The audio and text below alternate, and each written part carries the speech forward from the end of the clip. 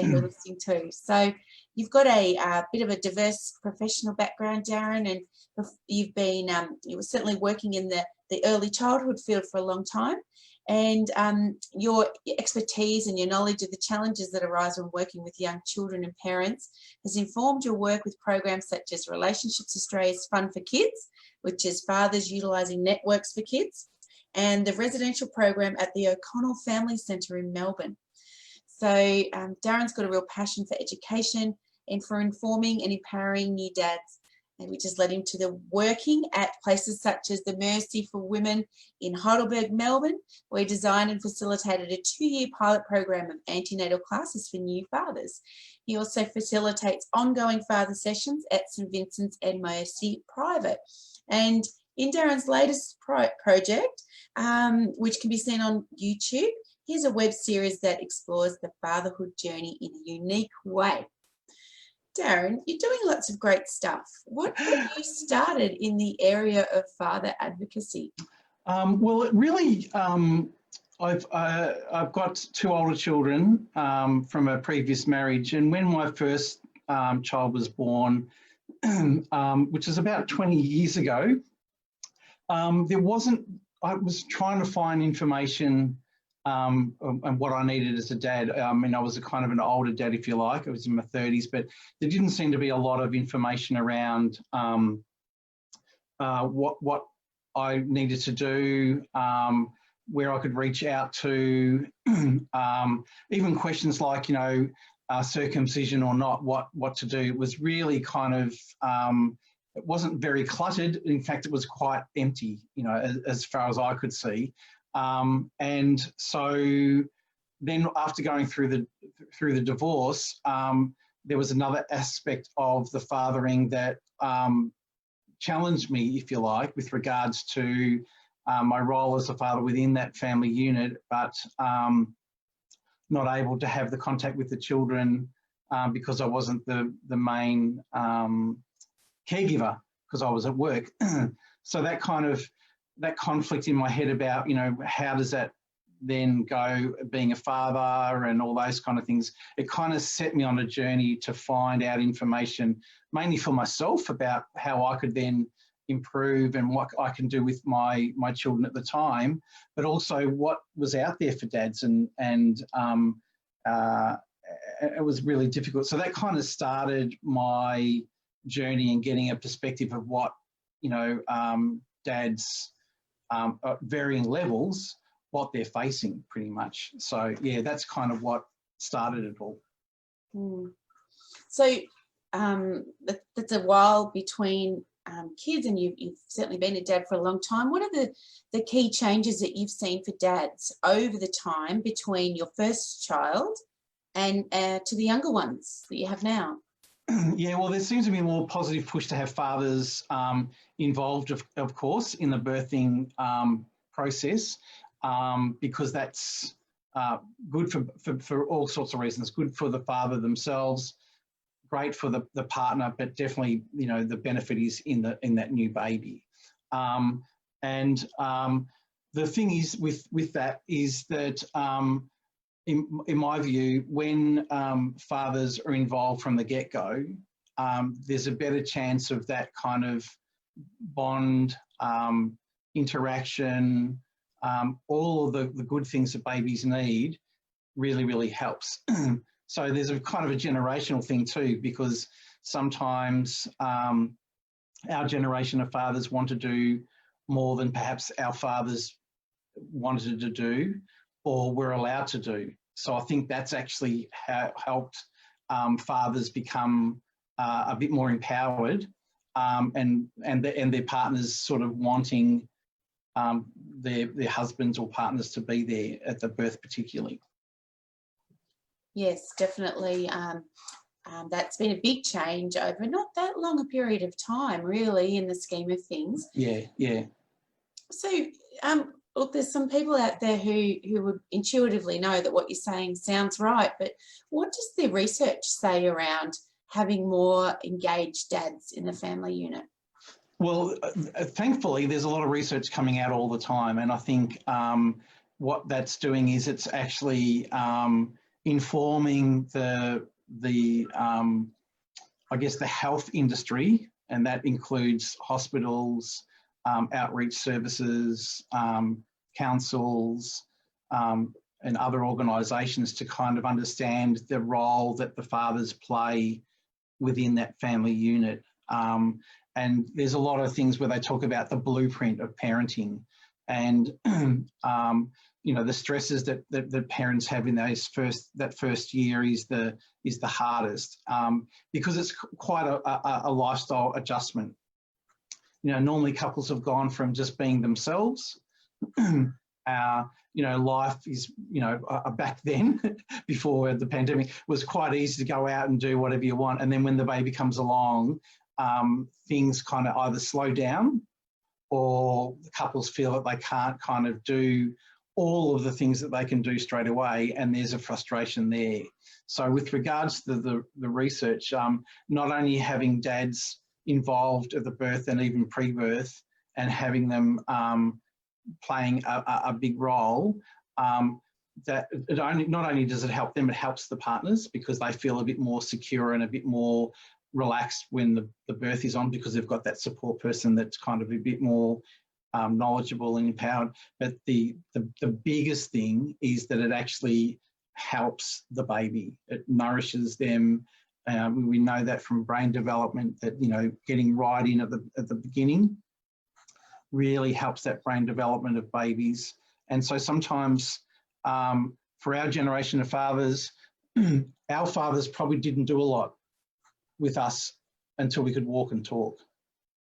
And so, and it's not because they didn't want to, they probably didn't know. Their fathers were probably even, you know, more distant.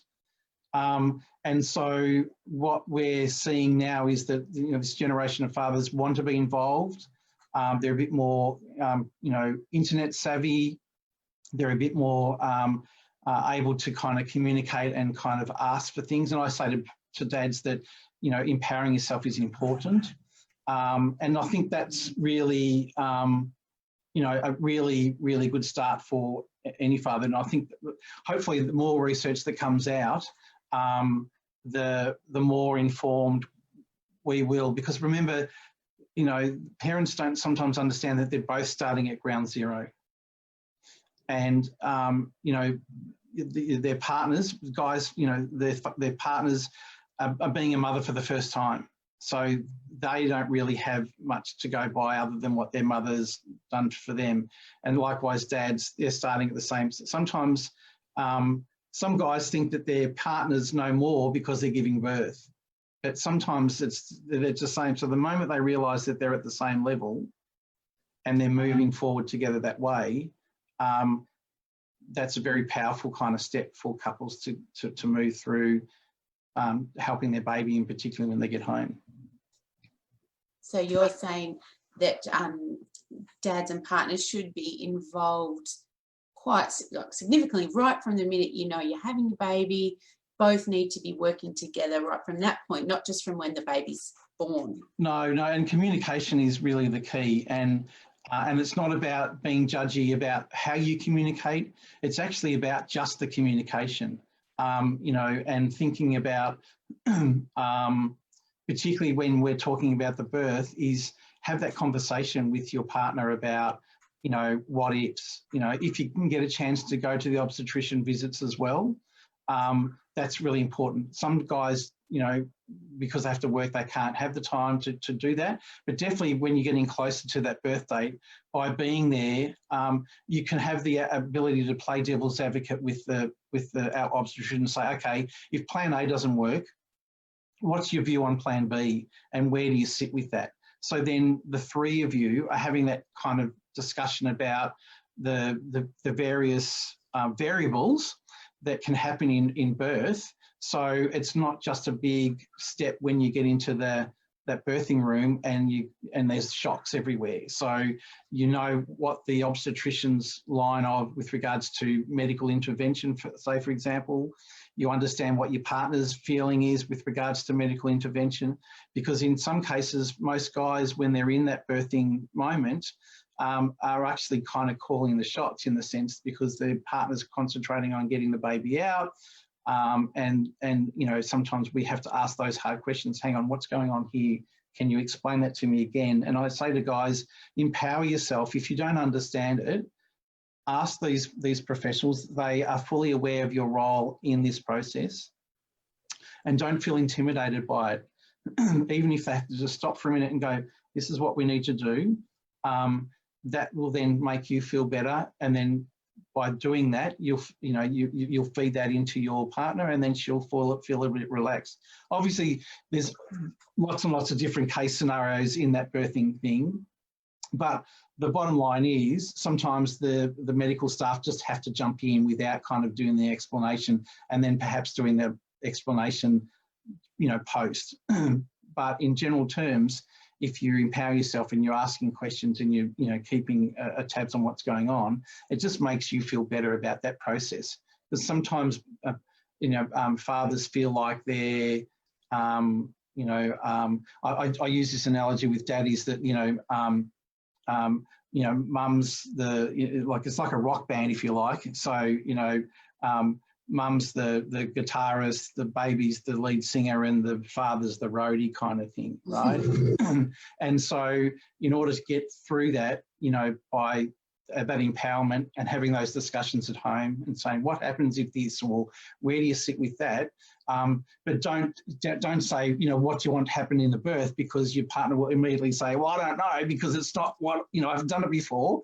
But, you know, but having those kind of really clear, you know, I guess adult discussions about, and very open about it, I think that will actually help fathers and couples in general, you know, feel better about the birth. So would it be fair to say she's going to look at you to be an advocate, but you don't know what to advocate for if you haven't had the discussions prior? So that's right. Yeah. Yeah.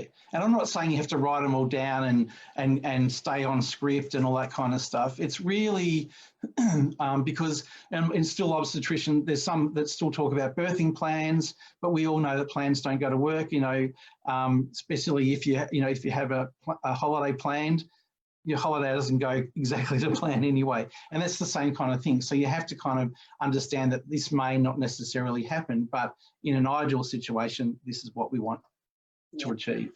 Yeah, and sometimes people say to me, what's your view of birth plans? And I always say that I think most of the value of the birth plan is the discussion that it prompts prior, and while doing it, and any plan that you put in motion always has to have flexibility built into it. And it's like, you know, the rocket going to NASA, it's got to die on that. Sorry, the rocket going to the moon's got to die on the moon, but there will be deviations. That's that right. You'll need to come back on track with flexibility and work with that. So yeah, absolutely. Yeah, I love that idea of working together and chatting about what the options are, what is on her mind, what's on yours, and then if there's things that are bothering you, then doing something about it, addressing it, and and even just talking about, you know, fears and anxieties. I mean, you both will have that.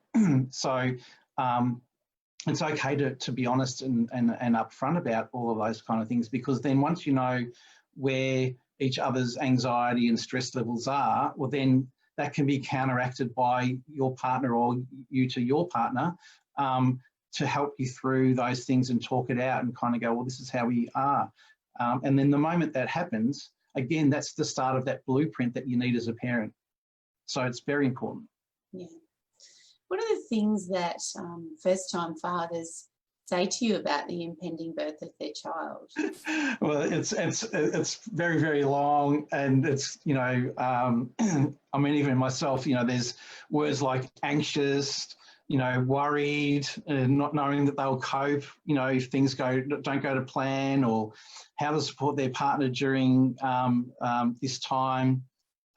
They also express, you know, fear.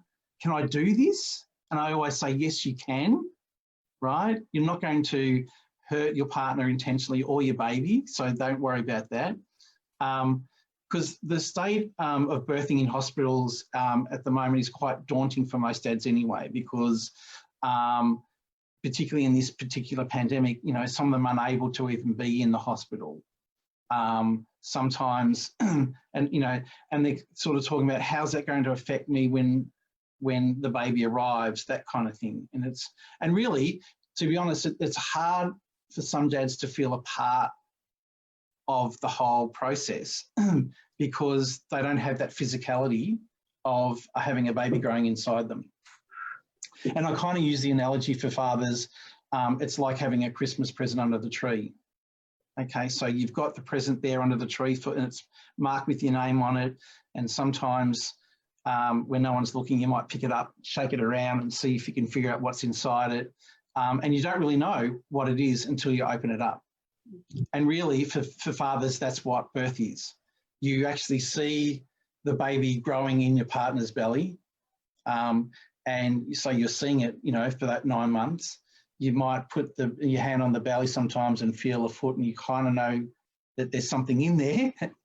But you really don't know what that baby's going to be like until you get it in your hot little hands. And for most dads, that moment that they first get the baby in their arms is the moment that all the emotions, all the thoughts, all of the feelings that they've been feeling, bang, are right there in that moment. And that's the moment when dads go, right, it's game on now, here we are, this is my baby. So whereas their partners have kind of experienced, you know, the pregnancy, so they've got more of a physicality or a connection, if you like, with that baby. So I guess the transition, I'm talking on behalf of women here, but the transition is much easier. For dads, it's a little bit, that moment of birth is really, you know, paramount and quite influential in how they're, you know, feeling when that baby arrives. So in your opinion, how can fathers best support their partner during pregnancy and birth and life with the newborn? Well, as I said before, communication. So communication to me is like tick that run as like option one. And like I said before, play out scenarios, you know, so you have a better understanding of where that line in the sand might be, particularly regarding medical intervention. You know, there's a lot of talk with women sometimes still about, you know, epidurals, for example, you know, and whether or not they, you know, they're for or against it, or whether or not they want it or not. And for some dads, it's quite difficult to kind of navigate through all of those kind of things, because they're worried that if they say yes or no, when their partner said yes or no, that the birth then is kind of a bit marred, and then there's this kind of, you know, kind of irky kind of feeling about, well, we didn't have the perfect birth kind of thing. So, you know, I say to fathers is, like I said before, talk it out. Okay, if this is the way we want to go, what happens if it doesn't go to plan? You know, where do we go from here? What's your absolute, you know, bottom line, you know, deal breaker kind of thing? Also too, you know, talk about your role as a support person. You know, obviously you're not going to, like I said before, you're not going to say, what do you want to happen at the birth, because your partner's not going to give you the answer that you want, and you might end up in a heated argument about that. So you might want to talk to them and maybe sort of explain or talk about what will it look like? What will this support that I give you look like? How can we manage the room to make it kind of a bit more personal? You know, what kind of things can we do to make it a little bit more comfortable? You know, and like I said, with guys particularly, you might, you know, looking on the internet and stuff like that. For me, information has to speak to you first. So you could read as much as you like. A lot of guys tell me, what's the perfect book? There's no such a thing as a perfect book, but there might be a chapter in a book that actually kind of go, yeah, that's me, I can relate to that. So then you'll take that on board, and then that's something you could then express to your partner about, this is what, you know, I might want to do. Remember, dads, you're not alone. You're not the first person to experience a lot of the feelings and thoughts and anxieties that you have leading up to the birth. So sometimes if you've got friends that have had babies, you might want to talk to them about how did they cope, what did they do. That's a good way of doing it as well. I mean, unfortunately with us men, we're not really great communicators. You know, for us, you know, down the pub with our mates, how's work? Great. How are you doing? Not bad. How's the family? Pretty good. You know, and in most cases, I'm generalising here, of course, in most cases with women, when they have a discussion, how's work? Bang, there's a 3-hour conversation. So we know that we're different beasts, but we have to then kind of, you know your partner more than anyone, and you know how to communicate with them. And that, I think that is a really good thing. Sometimes we feel that if we burden our partners with our fears and our anxieties, that we're just adding stress levels to our partner. But really, in my experience talking to couples, the more that that's let out of the, and into the air, the less stress as a couple that you have, because at least it's out, and then you know about each other and what's going on, and then it's easy for you to move forward, I think, anyway.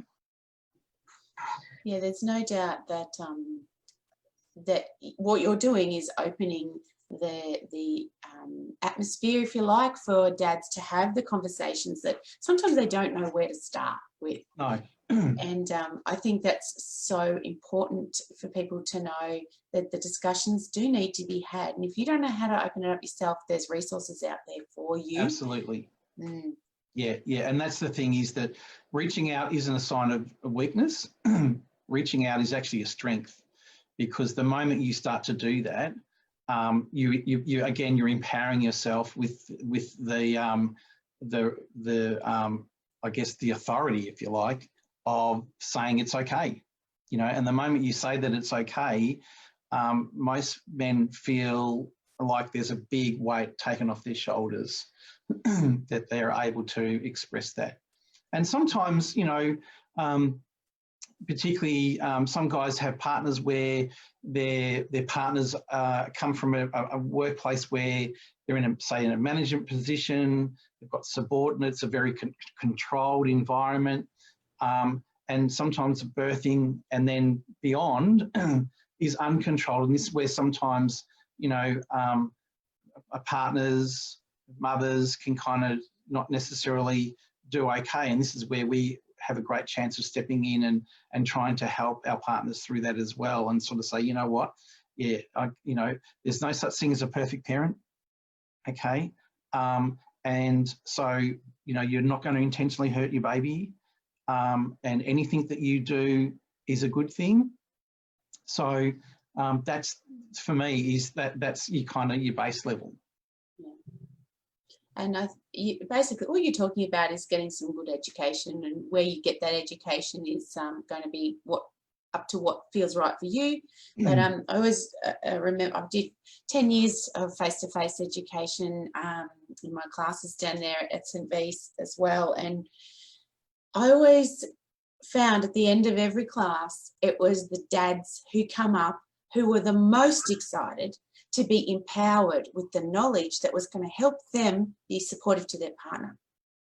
Because no one come to those classes not wanting to know how to do that. Some of them walked in a bit sus, thinking, oh, this is good, this is a waste of my weekend, or whatever thoughts they were having. But by the end, it was this, now I know what to do. I get it. I know how to be the person she needs me to be. And they stepped out of there empowered. And that was just so great. And then the letters would come in often from the mums about their birth experience, saying my partner was amazing, he was right there with me, it was so bonding for us. So it's such an important transition time for you both. And when you're both on the same page working together, it doesn't matter how the birth experience in itself goes as much as how you felt about the two of you and your connection and your perception of the birth experience. So I'm a massive one for empowering both parents, not just mums, around birth. Yeah, absolutely. And I totally agree, because, there's been so much, you know, in the media too, you know, and mothers will tell you, you know, the birthing doesn't go like the movies, okay? You know, it's not perfect and the baby comes out all nice and clean or whatever it might be. So, you know, all of that kind of stuff. And sometimes I talk to fathers, particularly during, you know, about the birth, is that, you know, if you have a bit squeamish with regards to blood and stuff like that, you're going to have to kind of lift your game up a little bit, because sometimes you might see some of that, or there might be, and the rooms are quite warm. So, you know, just be careful that you don't kind of faint, you know, that sort of thing. So, so they've got all that swirling around their head as well, because they know that, you know, if they go down there, you know, they're going to have that ridicule for the rest of their life while their baby's around. But also too, I think it's really important that they do relax a little bit, because then at the end of that birth, when the baby's born, yes, some of the things may not go to plan, and there might be things that they could do over. But the bottom line is, and I say to dads, is that what you need to say to your partner, it doesn't matter. It's about the end game. It's not necessarily about the journey, because what you want to achieve is a healthy baby and a healthy mum. Okay, so even if anything happens along the way, it could be cesarean or whatever it might be, the end result is you still want the two of them at the end, you know, fairly safe and healthy, and, you know, and there. And I think that's, sometimes guys worry about that as well, that if something goes awry, what, you know, that's when our stoic, you know, kind of thing comes in. And I think that's important, but the general, you know, it's okay to show a little bit of fear as well. Yeah. I think too that for some dads, they can feel real relief to know that in labour, there's actually lots of time to talk. Yeah. I often throw this statistic around that in a 12-hour labour, for 9 hours of it, nothing's happening. You know, there's only 3 hours where there's action, there's activity, there's this. So there's lots of time to consult in between those moments where body's doing work and she's in the zone of that contraction. So that, I think, can be a real relief too for dads to know that you can chat in between. Yeah. Yeah, and I think that's also, by doing that, it takes away some of the angst that your partner might be feeling. And I use the term distractions, you know, so it could be music, it could be chatting to your partner. And what that does is it just sort of takes them out of the zone of being, you know, giving birth to a baby, and kind of humanises them, if you like, for just that moment until the next contraction may come, and then it's game on again. But, you know, remember, I say this to fathers as well, is that, you know, giving birth, it's running a marathon. So you don't want your partner to run a sprint, you want her to run a marathon. So the more you can do in between those contractions as a support person to get that person to the end of that marathon, that's the important thing too. So in your classes and your sessions with dads, what do you most want them to know? You've mentioned a few great things. Are there others? Yeah, well, obviously empowerment, because I think and able to feel safe in the knowledge that they will do the right thing. Because sometimes they've got this fear that they're going to do or say the wrong thing. And I just say to them, you're human. It's okay. It's going to happen. You know, in this kind of, you know, a stressful kind of situation, you might say or do something inappropriate, and that's okay. You know, there's a lot of anxiety around what to do, and we kind of talk about that with regards to how can you manage that and what to do with you and your partner through that. I give them skills and confidence that help them understand what type of dad they may want to be.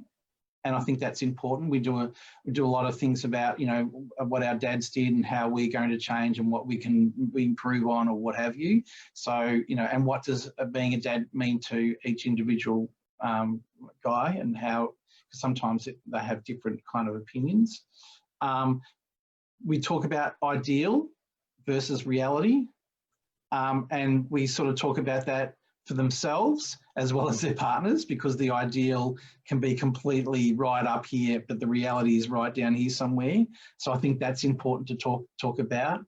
But ultimately, it's just to give them more confidence and give them the tools, if you like, and the skills to have the power to ask questions, get information, feel comfortable in what they're doing, feel comfortable in giving the support to their partners. And we go through different stages of how to support their partner through whilst they're in the birthing room as well. So yeah, there's a lot of things that we kind of talk about in those kind of classes. Amazing. So you mentioned an exercise you do where it's about the type of father you want to be. And do you think it's getting better for dads to engage to be the dad that they most want to be compared to maybe not that long ago, maybe 20, 30 years ago? Yeah, I think so. I mean, we've still got a long way to go. I think, even if we just look at paternity leave, for example, here in Victoria, it's the minimum of, I think, 2 weeks. Sorry, maximum of 2 weeks actually, paid. And so sometimes if dad wants to take more time than that, they have to, cut into their annual leave or long service leave. So, I think also how fatherhood is perceived in the workforce kind of needs to change. And in order for women to go back to work, we need to understand that the fathers can play a role there. So not only do we need to advocate for ourselves and the importance of our role as a father in the family, but I think mothers and women need to also advocate for fathers and talk about how important that is for them in order for them to go back to work. Because there are some fathers that may want to do that.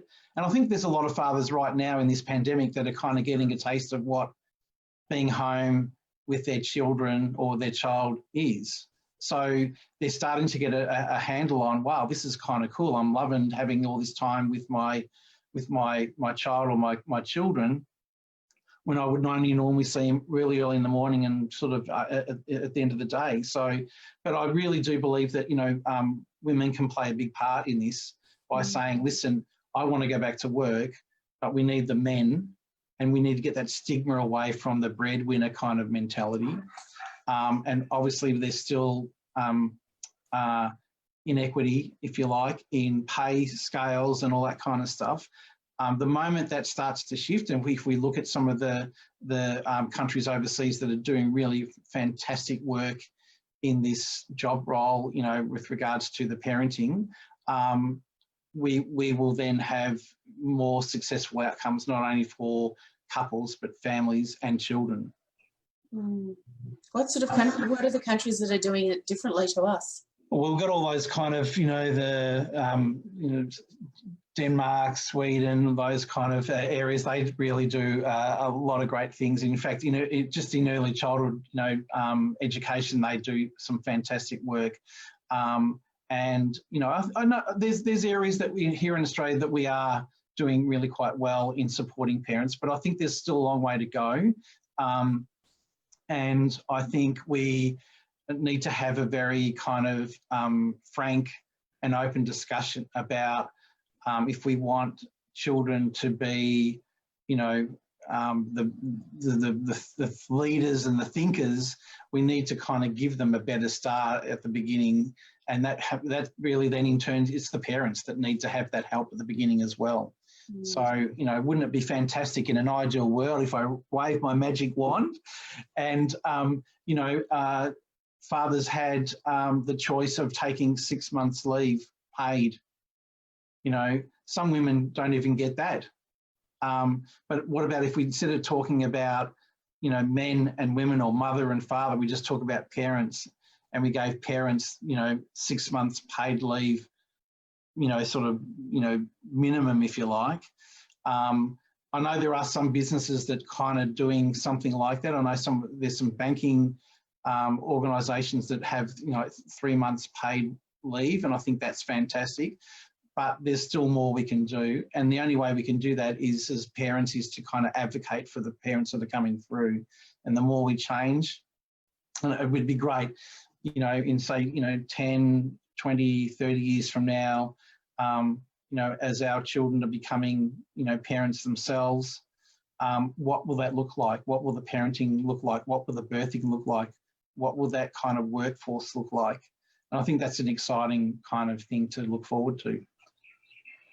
Yeah, I do too. Me too. And I think you make a really good point that if we're going to get fathers more involved, then mothers do need to speak up and say, this is what we want.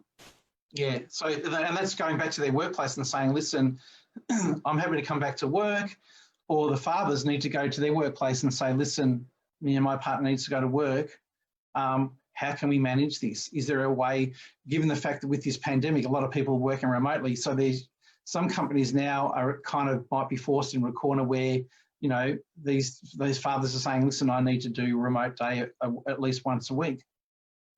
And that gives them a chance to drop their kids off and pick them up and all that kind of stuff. And that will really, you know, slowly, that wheel of change might kind of move it along a bit, which would be fantastic. Yes, I agree. I think that if anything is coming out of the pandemic and everything that's going on in the workforce changes, that would be a very welcome one, to have the more flexibility for the whole family, not just for mum. That's right. That's right. So, yeah. So if there are dads out there now who are listening in and they'd like to have some more of the education around what they can do to empower themselves and become a great dad, how can they do that?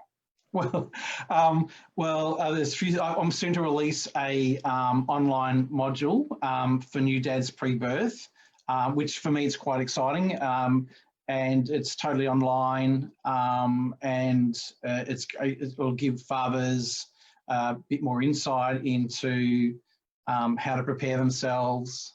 So that's a good way. So if you're interested in that, I can give you the email later on, and you can email me and I can keep you on a list when it's available, and then you can do that. I also have a website called Driving Dad, which is basically, I talk to fathers in my car. I drive around in my car. Sometimes my kids are with me, and we just talk about fathering or their fathering journey and what it was like.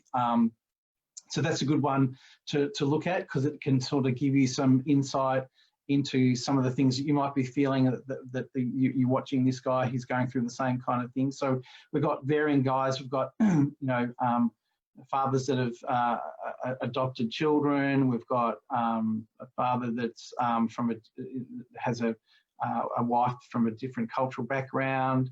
I've got another guy who's a father and a grandparent and a principal at a school. So there's lots of different varying, you know, fathers there to talk about different aspects. So that's a good way too. And like I said before, you know, there are some good things out there, but remember, you know, don't take all of it in if it doesn't speak to you, because I think that's the, you know, the biggest thing. I mean, obviously there's great phone services like Men's Line, the Black Dog Institute, Beyond Blue.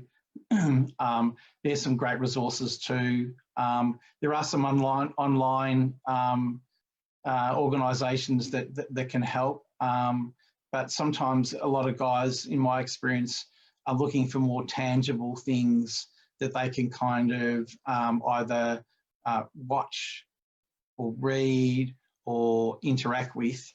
And that's why the module that I was talking about before started, is because a lot of dads were wanting something that they can keep on to and keep referring back to even past the birth. So, yeah. Great.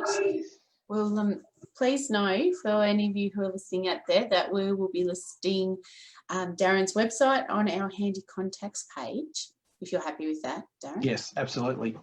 And we've also got some of the resources there too that Darren mentioned, such as the Men's Helpline, Beyond Blue, Panda do some great work around dealing with the emotions of dads and mums and partners. So there's also other government agencies that are doing great work too. That's all free and accessible for you to get some great information. And look, I would just like to say a big thank you to you, Darren, and also to everyone who's listening to this discussion today. I really appreciated your time. It's been great information, and this is something that we'll keep replaying on this page so other dads can listen to this chat. Yeah, that's right. And thank you for the opportunity. I think it's really important that the discussion is still happening around fathers and the support person. And so, again, thank you for the opportunity for us to have a chat. It's been great. Yeah, it's been fun. Thanks, Darren. And thank you. To any of you out there who are interested in more of these types of discussions, where we look at the big picture around becoming a parent. It's not just birth, it's much bigger than that. We're trying to bring as many experts to this forum as we can to discuss various topics, and we've got a YouTube channel as well where we've got past interviews, and we'll be having more interviews with experts and friends as well in the future, so keep an eye on our social media pages for that. And our aim is to get the right information from the right people to you. So take care, and we'll be back again soon. And yeah, just stay well, stay safe. Bye everyone. Bye Darren. Bye-bye. Bye.